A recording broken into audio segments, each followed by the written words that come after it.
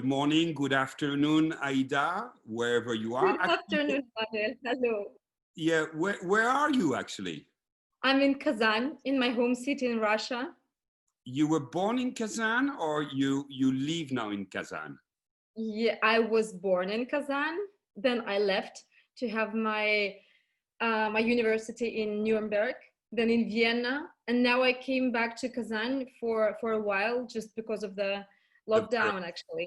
virus. So where were you when the virus hit? Were you in Europe? Were you in the States? In Russia? We went to an island. Actually, we had the performances of La Boheme with You at the Royal Opera House. In London? When actually in China it just started slowly and slowly, and then I had a big premiere at the Bolshoi Opera, which was my double debut in the opera of Sadko by Rimsky-Korsakov, an amazing music, beautiful big production at the Bolshoi Opera, and it was my debut at the Opera House as well. Mm-hmm. So right after the last performance, I went to Vienna. I had my Vienna Opera Ball, which was nice and joyful, but at the same time very sad, because as you know, Dominique Maillet left Vienna Opera, and we are good friends, and he's a wonderful supporter of his singers. So he became a new director of La Scala now. After that, I came to Kazan just to spend some time, quality time with my family, with my grandmothers, my daughter, who is traveling with me always. And then I had a concert in Moscow, and I was so tired because these 3 months, they were very, very intense until the end of February. And I was just dreaming about a vacation.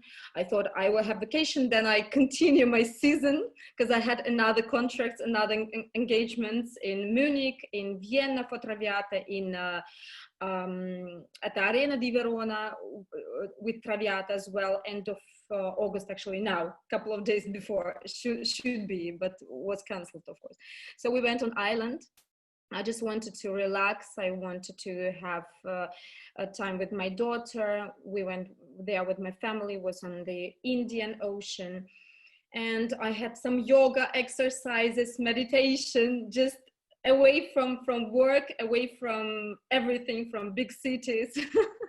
So in a way, the break was imposed a little by the pandemic, but you welcomed it because it allowed you to relax and to concentrate a little. Yes, and actually, it started. We realized how serious it is when we were on the island, not before. So we didn't run away from anything. No, we were just there, and it started, and I became very anxious, actually, because I knew my family is in Russia, and we didn't know what will happen. We didn't know if we will get stuck on the island and then we cannot come back home again. So it was a strange situation, but thanks God, we are here now for Right. 4 months long already. Can you imagine? So Yeah. long, actually. As I remember, in the last 10 years, I've never stayed on the same place for 4 or even 3 months. I was always traveling. And at least you are lucky to be home. Yeah. How is the virus in Russia in general, and in Kazan and in your region? Is it contained? Is it moving? Um, yeah, in Kazan, it's Bad. not too bad, but in Russia it is. So they say that the news don't really say the real information, but it is not very good. Do you think it's going to affect performances in Russia, in St. Petersburg, in Moscow, and in all the theaters? As I know, and I spoke to Maestro Gergiev just a while ago, and he said it's fine. They're doing the performances at the Mariinsky Theater, just probably without any audience, or maybe with less audience, as you know, just 300 people, and less amount of musicians in the orchestra. And I don't know. I cannot imagine how people can act on stage in the same production. you know. But Right. I know they do they do a lot of concerts, and I've done a concert with a famous Russian pianist, Denis Matsuev, just recently in Moscow. Wonderful artists. It was on in the park, in the big park in front of the Kremlin Palace. It was filmed by Mezzo Channel and Medici. It will be broadcast on August and September many times, but we had no audience. So it was, at one hand, it was weird because you perform and you have no applause, nothing. But at least we had a chance to perform, because So, I missed it sadly. let's jump to this. How do you perform when you don't have an audience? Do you like to have an audience? Are you one of those performers who is better when there is an audience? How do you manage this? I don't know if I'm better or not, but and I try to do my best in both cases. So this was my first performance without audience, Mm-hmm. and it doesn't mean I was not nervous. I was probably same nervous, but if you have an audience, you have this energy exchange, and you know that you send your energy, your music to people, and you see their happy faces, and you get the energy back, and it's amazing. This is what makes us happy, because we make somebody happy in the audience. So in that case, I just had to imagine that somebody will watch this concert and will have a good mood. Right. Do you like to do recitals? Do you like to play with piano and orchestra and not do operas? Have you done a lot of those recitals? I don't do a lot of recitals with the piano only. I did in Wigmar Hall and in a couple of other places. I love to have a concerts with an orchestra. This is what I have most of the time, Mm-hmm. and I cannot compare it to an opera production. Of course, it's so different. I love to act. I love to be an actress on stage. I love to collaborate with my wonderful colleagues, and Right. it's just two different experiences. Right.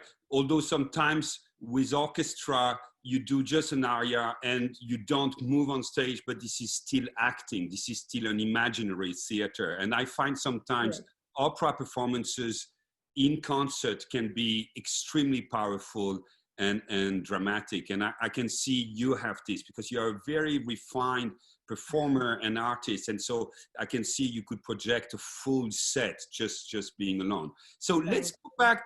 You are in Kazan. You were born in Kazan.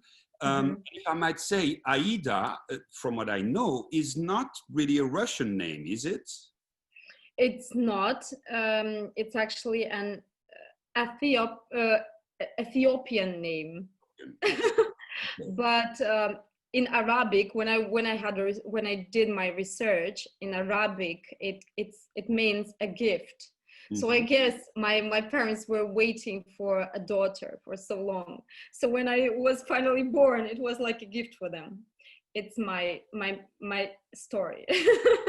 But was there a reference to Verdi in the choice of Aida from your parents? No, it was not. It was not. And my mom didn't even know I will be a singer. She probably dreamed of it because my mom is a musician. She's a conductor. And she was my very first music teacher from the beginning. Yeah, but it was not. So at what age did you started to be really interested in music? Was it a natural process, or did you ask your parents to study? And when did you discover you had a voice? It was very natural. I was just singing and singing all the time when I was a little kid. And when I was 3, my mom discovered that I can sing with a clean intonation. And as my daughter is now almost 4 years old, and she cannot intonate, she doesn't have this clean intonation. So I guess for my mom, it was like a kind of sign that, okay, I should really teach my daughter music, and let's see what will happen then. And step by step, we went to Moscow when I was 5, and this was my very first performance on stage. When I was 5, in front of the cameras, it was a kids song competition. I was singing a Russian jazz song, and I was dancing at the same time, and it was so fun. I was not nervous. Okay, is there somehow, somewhere, a video of that performance? Or did you buy all the videos? Did you? No. I didn't, unfortunately. I don't know. Maybe we could find it somewhere, but because it was on the Central Russian television. Right. But I don't have this video, unfortunately. We moved from different apartments so many times with my parents when I was a kid. So many things just got lost, unfortunately. And so that's voice. Did your mom have you learn the piano a little, or the violin, or any other instrument? Yes, a little bit piano and singing, of course. And we were learning a lot of different songs in different languages.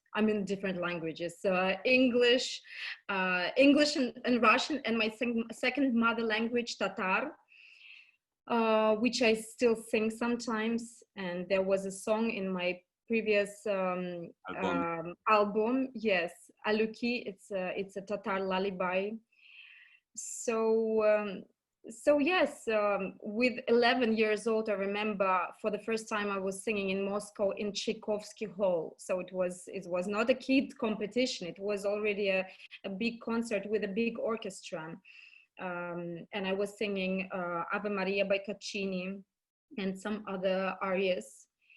And at this moment, I had a teacher. She was a professor in Kazan Conservatory.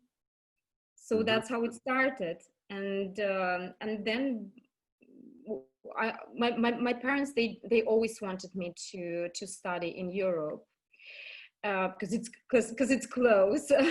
US is too far away. They couldn't sorry to interrupt. At that point, your parents really thought you could be a professional musician. Did you feel that? You felt that yourself too? I don't know. I just trusted to my parents. I'm such a big self-critic. I doubt a lot in the things I do sometimes. Now I stop because I work really hard, and I know that everyone who works hard, they will achieve the goal. But at that moment I was just a little kid, I needed my parents to push me in some ways, to tell me what is the best for me.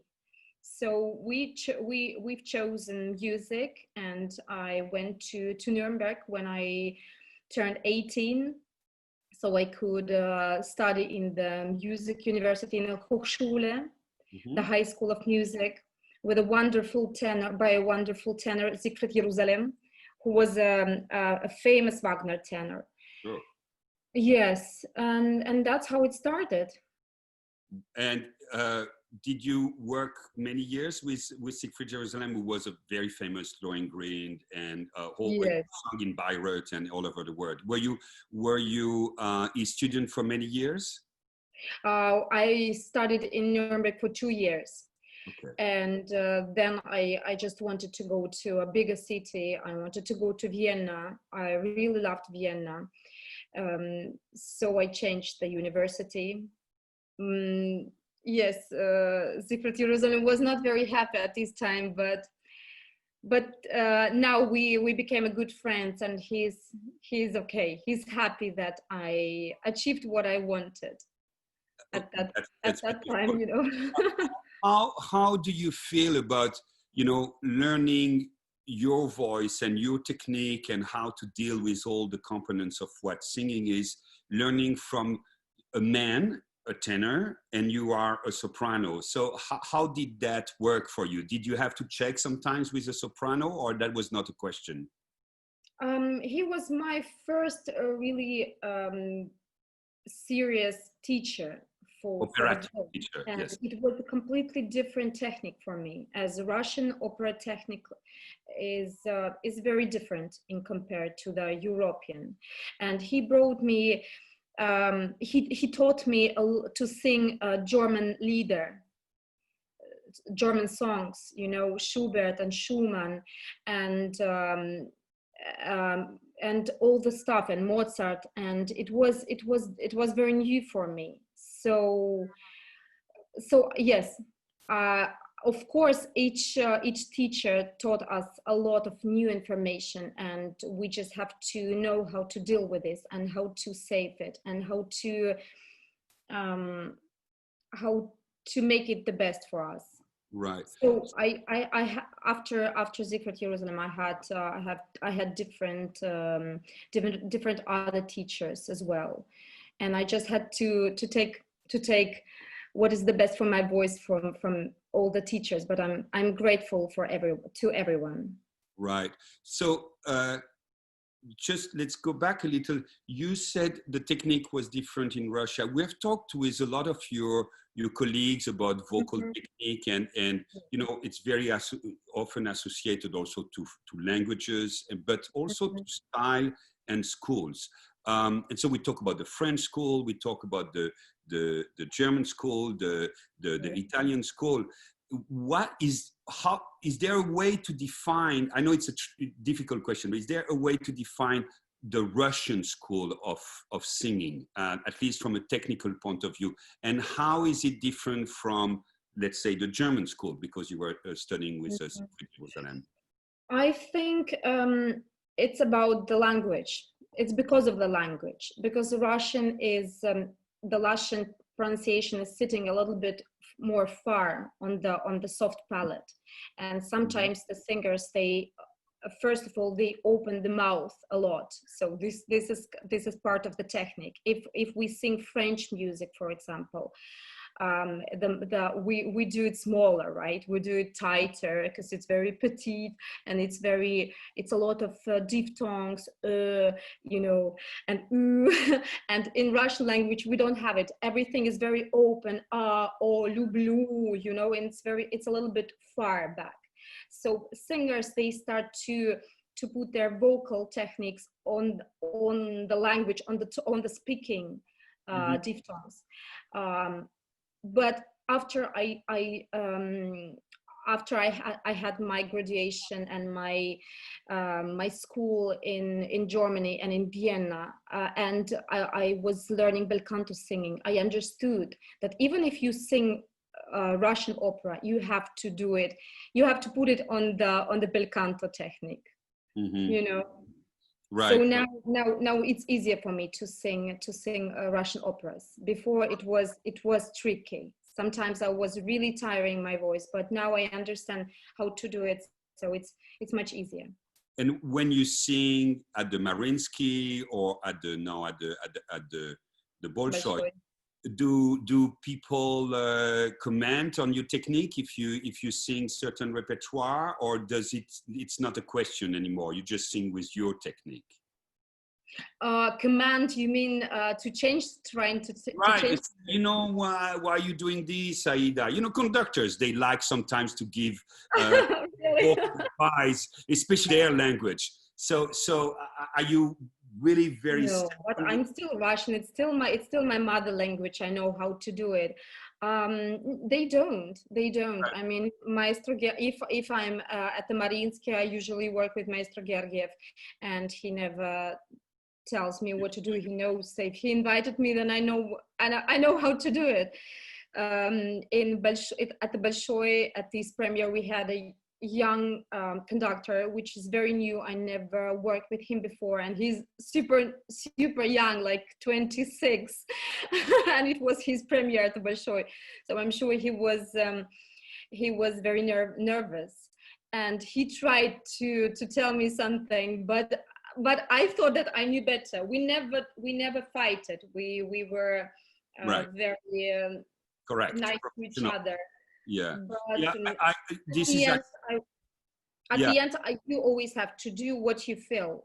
Right. what you are certain in, you know. And me as a singer, I have to be certain in my singing, And in your technique. So now, but you still, I understand you are still working with a teacher mentally. somehow, like most of great artists, they have someone with a mentor, a colleague, a friend, and a teacher. So can Of you tell course. us about that person? Oh yes, it's my very very special person for me, and in my life. Nelly Miricioiu is an amazing soprano, diva, and I always adored her as a singer. I always loved her recordings, and and it was an accident that we met. You know, I just watched her on the television in Russia, on the Russian television competition, which called Большая Opera, and she was in the jury.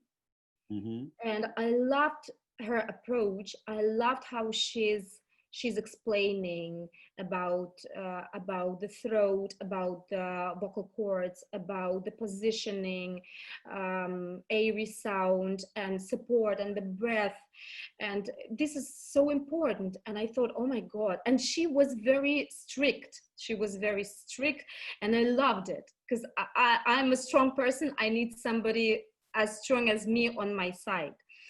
So my agents called her, and she already heard about me, and she was happy to work with me. So now we are already 3 years together, and I love her, and we became like a family. And she's always with me. She's my mentor, absolutely. Right. That's Yeah. terrific. And actually, when we were in Covent Garden together for our Bohème, Yes. at the start of COVID, as you said earlier, I Yes. saw Nili, and I remember Nili, and I didn't have much time to talk to her because we Right. both were working, but she was a good friend of my mentor, Spiros, Mm.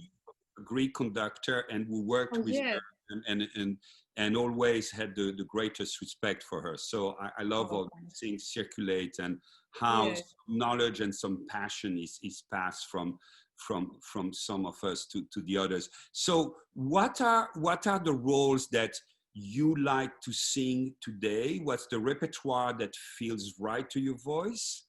And where do you see yourself maybe in 5 years, in 10 years, if you know?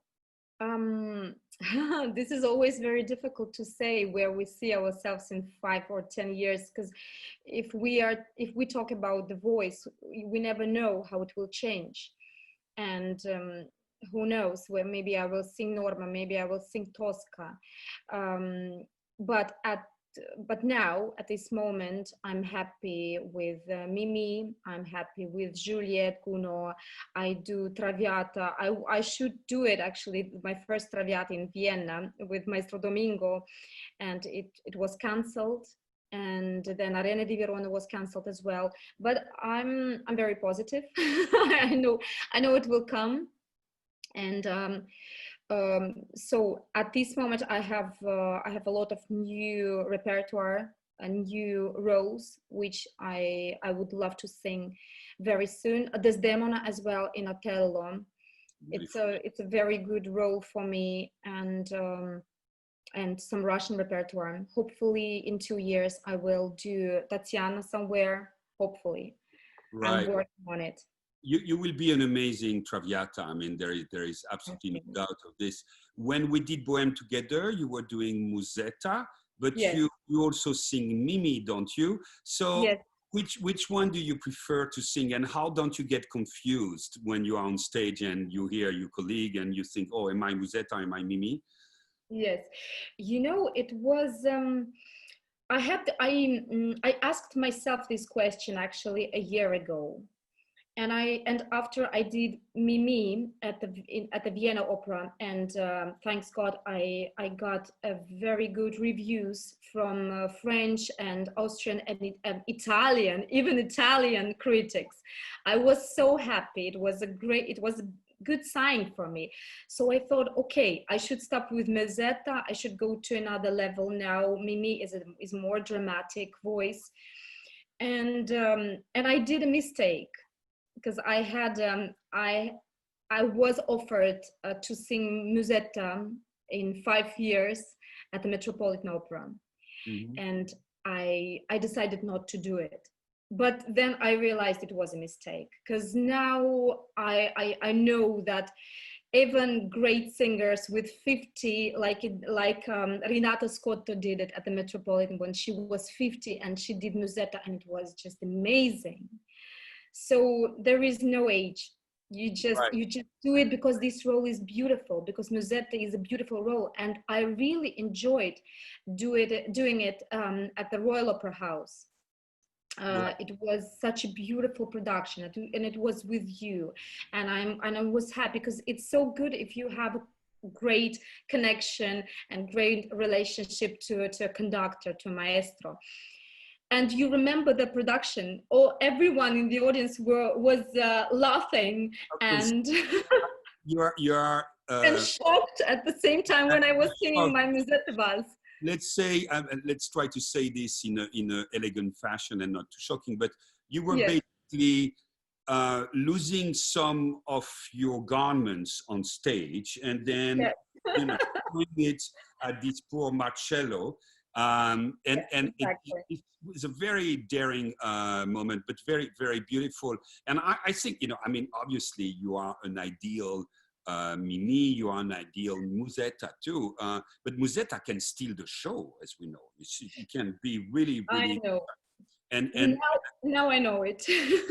yeah, and at the Metropolitan Opera too. I mean, it's not Yes. shabby to sing Musetta at the Yeah, Metropolitan. my mistake. Yeah. How you're talking about learning new roles.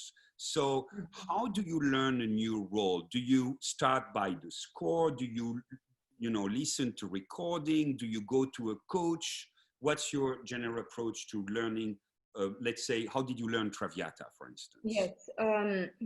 I I always take libretto first of all, of course, and I read it. I read the story. If I have some questions, like Violetta Valerie, she was a real person, Of course, yeah. and if it's a real story, then you have to be very careful, because you Mhm, have to be so exact.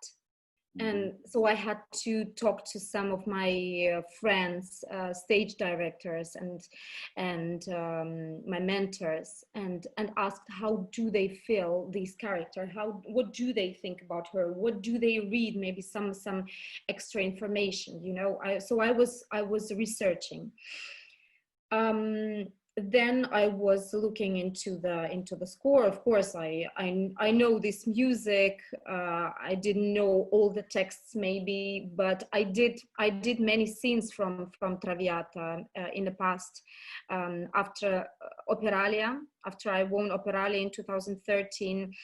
Maestro Domingo asked me to go with the other winners to China, to Beijing, where we had a concert, and we were singing the scene Violetta Germont. It was a huge scene, my first big scene, so I had to prepare it very carefully, and it was beautiful. It was beautiful.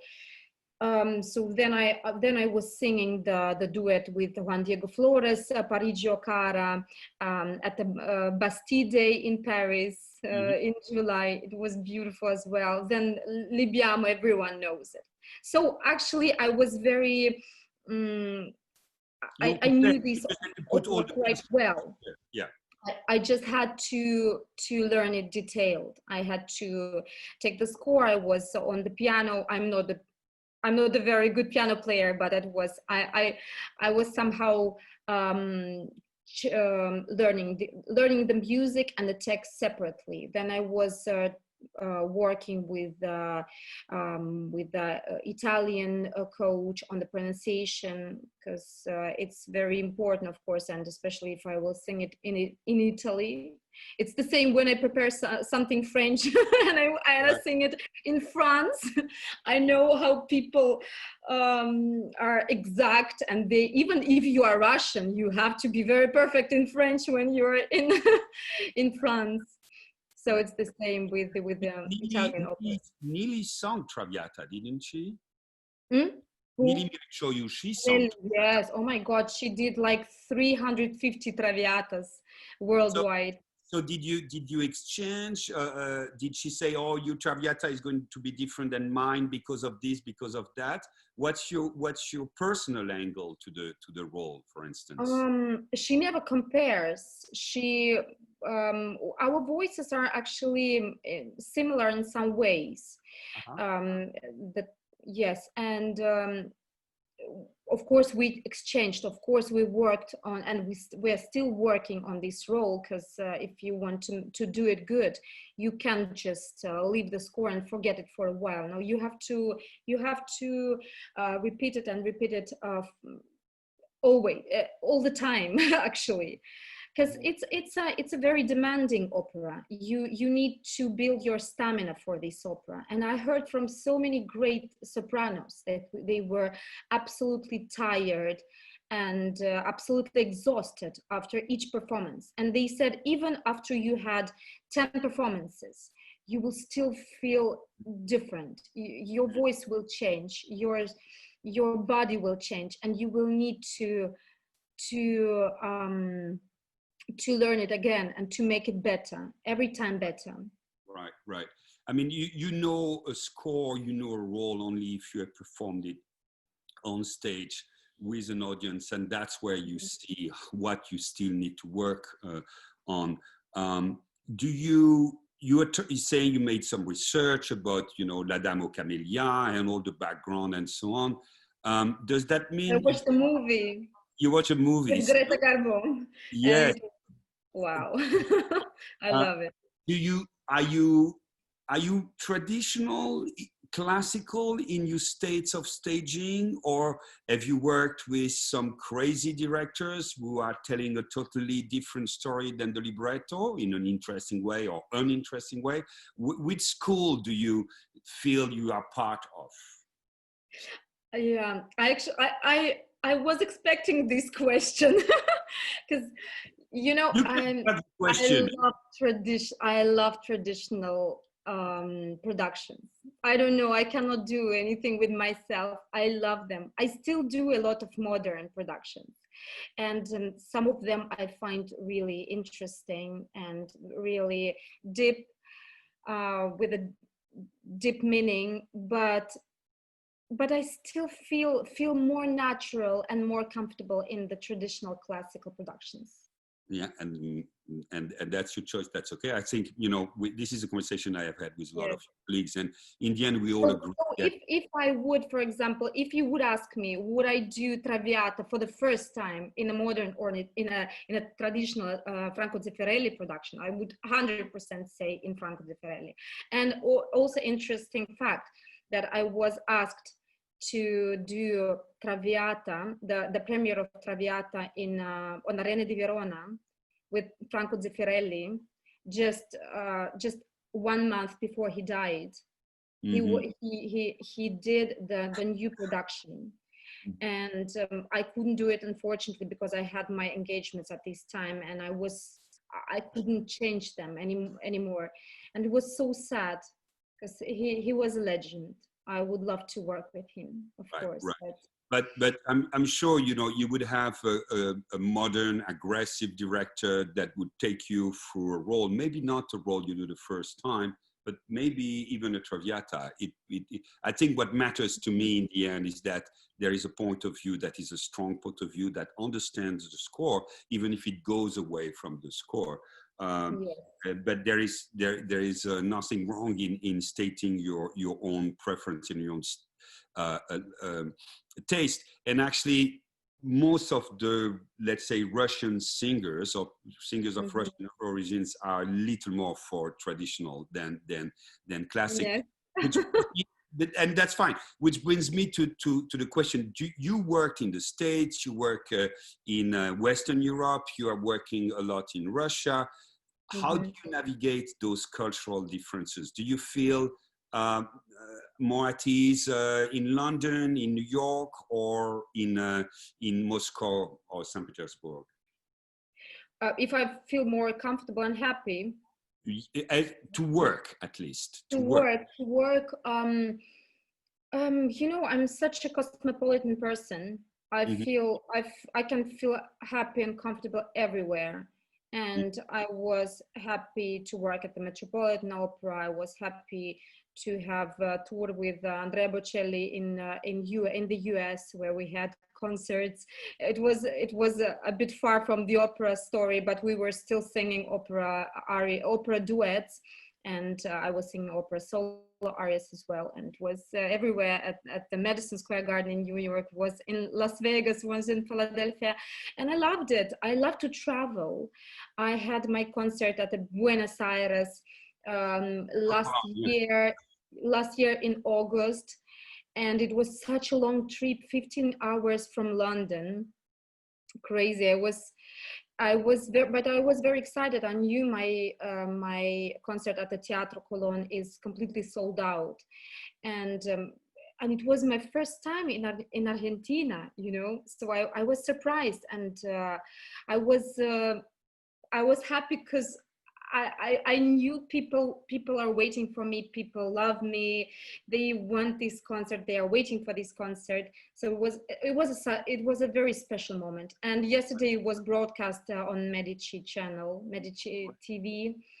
Yes, I love the Teatro Colón. I mean, there is it's an incredible beautiful. magic. It's one of those absolutely magical theaters. Yes, So such a you're special acoustic, and also, you know, also at the end, as a gift to the audience, I was singing an Argentinian tango from the movie The Sense of Woman, of the Woman. Do you know this? yes, Por una cabeza de una levatrice. And people know this song, of course. So they started the whole theater, the whole audience started to sing with me at the end, like people usually do at the stadiums with the rock stars. It was such a special moment. good, I good for loved you. it. So you said somehow you are proud of your origins. You recognize those origins, but you are also traveling all the world, and like all those stars, you are cosmopolitan. But you have a very strong presence online. I saw. So you are on Facebook, you are on Instagram, you're everywhere. So I mean, did you decide to do this because it was a professional decision, or did someone tell you, you know, Aida, it's important you are present online? How much do you do these things yourself? How much do you have people doing that for you?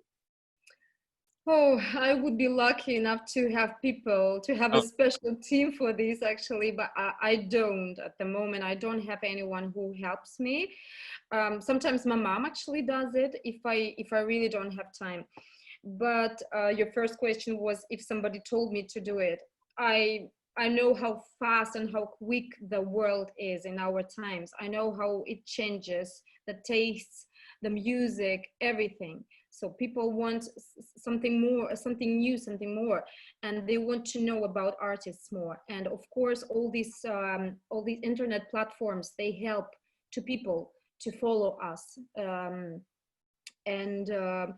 YouTube, I love YouTube channel. I try to run it as much as possible now, because I get a lot of messages and letters from around the world from my fans who says we don't have the possibility to come to your concert in Europe, for example. They are in New Zealand or in Australia, and they say maybe you can share with us some videos from your concerts. So I share the concert videos or opera performances, if the opera houses allow, of course, to do it on my YouTube channel or Instagram. So this was actually the reason why I started Instagram. I know you have more chances to talk to people, to tell them, to update them with the new information of upcoming performances, for example, or about your no, real life. And they so want to follow you. how much do you share about your real life, and how do Real you? life, but not private life. Private life is private. Okay. But about what I do around my career. How do you pronounce it? yes, around my job, or music, theater, everything. Yes.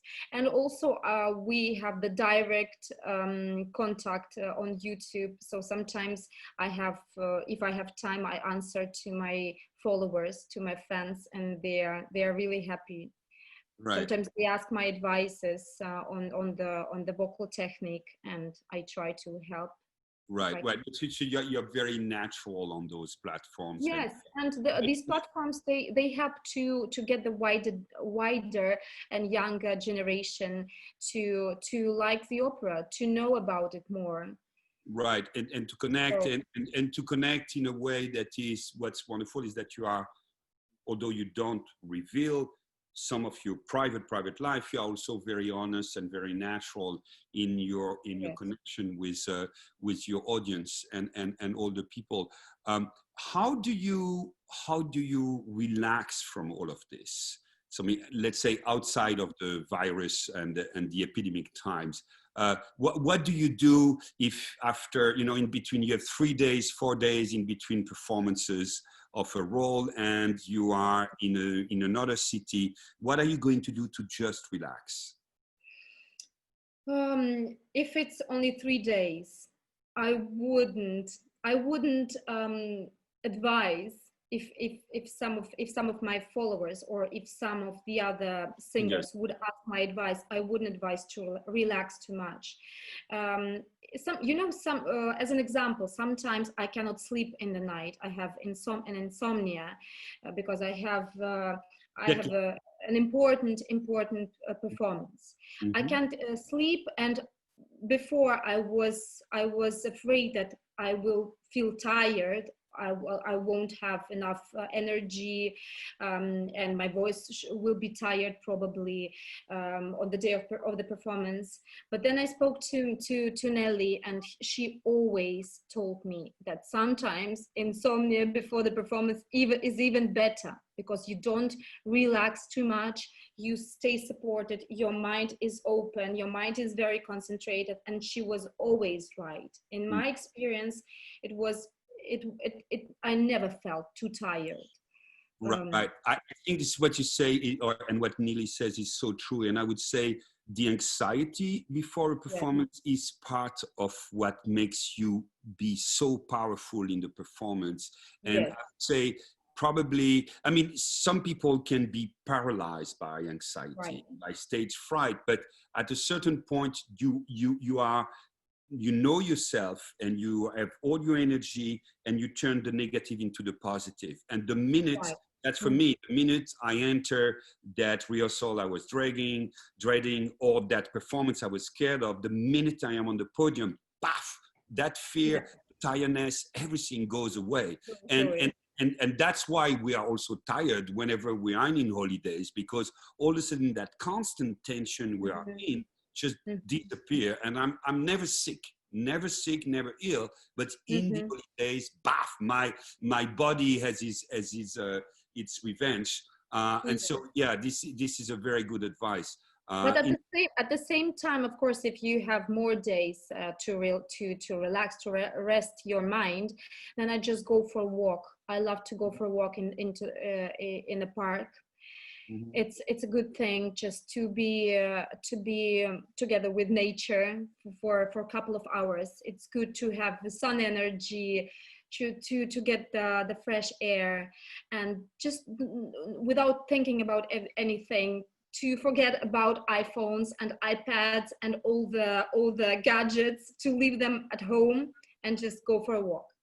And And your yeah. daughter, does she understands when mommy is preparing for a role, or she has a performance tonight? Does she get out of the way? Does she ask for more attention?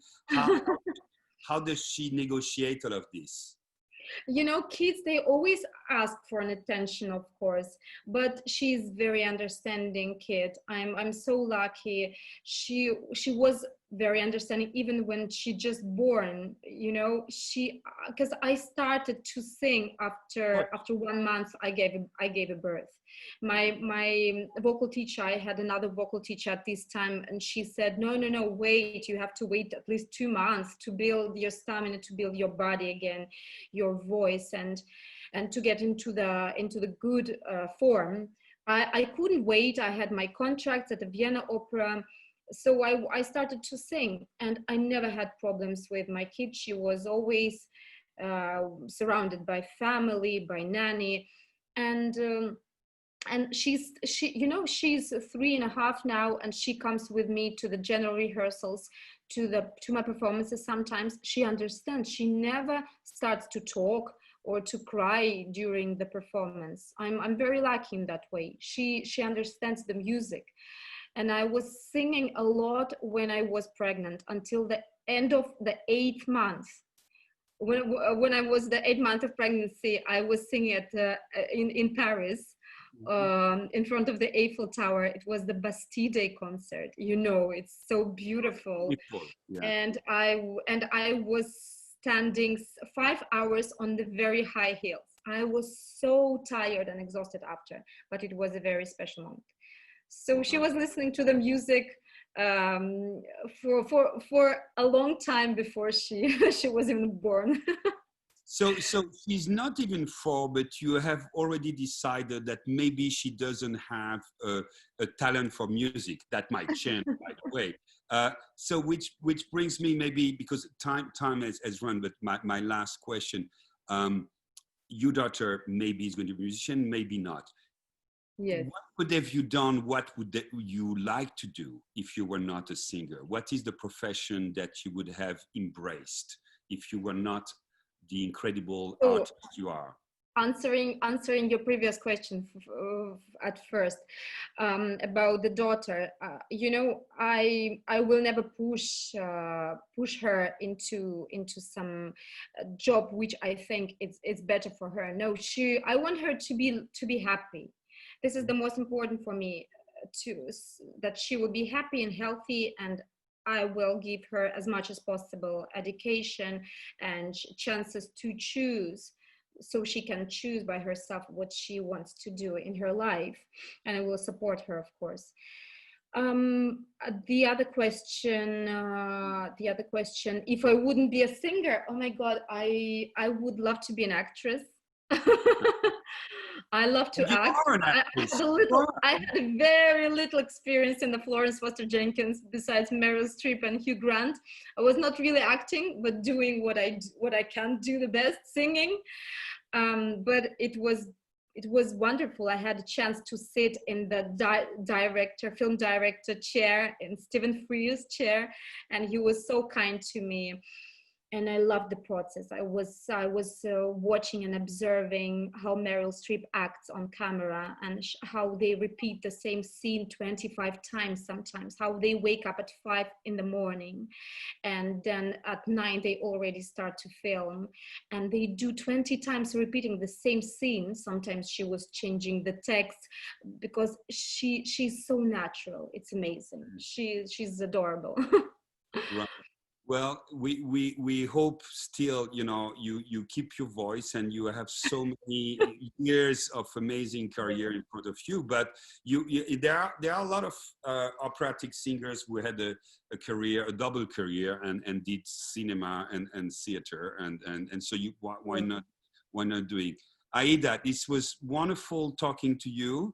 Take care of yourself and your daughter and your loved ones in Kazan, and all our wishes from, I'm in Paris, obviously, but also from Dallas to our friends in Russia, and all over the world with this terrible pandemic.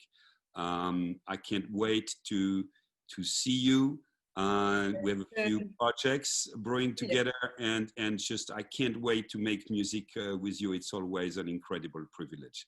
Thank you for Same your to me. time. Thank you, Manuel. Thank you for this wonderful conversation. Thank you for everyone who will watch us and this video.